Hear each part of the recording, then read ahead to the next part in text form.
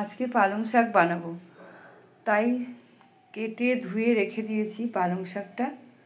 আর এখানে নিয়েছি সিম, আলু, বেগুন, মূলো, কাঁচা লঙ্কা, আর এখানে রয়েছে পাঁচফোড়ন, হলুদ, তেল, নুনটা তো আছেই। তো এখানে এটা শুটকি মাছ নিয়েছি। এটা কি শুটকি তোমরা অবশ্যই কমেন্ট করে জানাবে।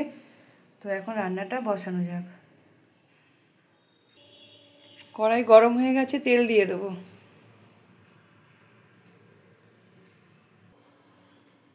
কটা বড়ি ভেজে নেব। বড়িটা ভাজা হয়ে গেছে, তুলে মাছটা একটু হালকা ভেজে নেব। ভাজা হয়ে গেছে মাছগুলো, একটু তুলে নেব।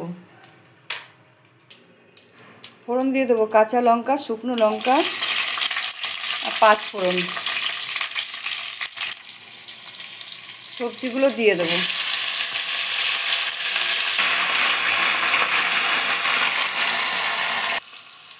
সবজিগুলো ভাজা হয়ে গেছে, একটু আদা বাটা দিয়ে দেবো। সামান্য পরিমাণ জিরে গুঁড়ো দেব, পরিমাণ মতো নুন দিয়ে দেব। কষানো হয়ে গেছে, এবার শাকটা দিয়ে দেবো।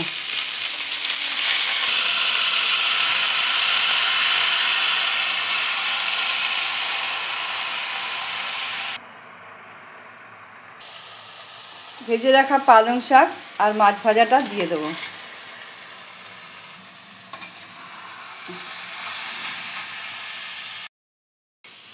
পরিমাণ মতো চিনি দিয়ে দিয়েছি, এবার শাকটা ভালো করে নাড়াচাড়া করে নামিয়ে নেব।